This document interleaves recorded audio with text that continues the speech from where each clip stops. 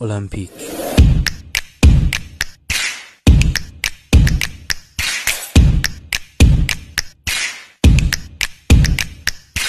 جایی که هزاران ورزشکار از سراسر جهان جمع میشن تا تاریخ سازی کنن.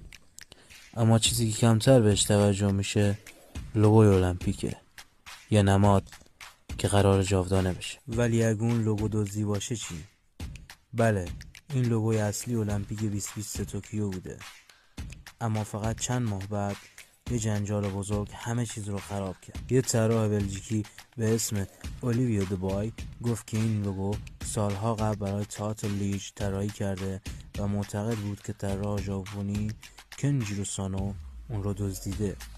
فشار رسانه‌ها اونقدر زیاد شد که کمیته المپیک مجبور شد این لوگو رو برای همیشه کنار بذاره. اما یه مشکل بزرگتر پیش اومد. المپیک بدون لوگو میشه؟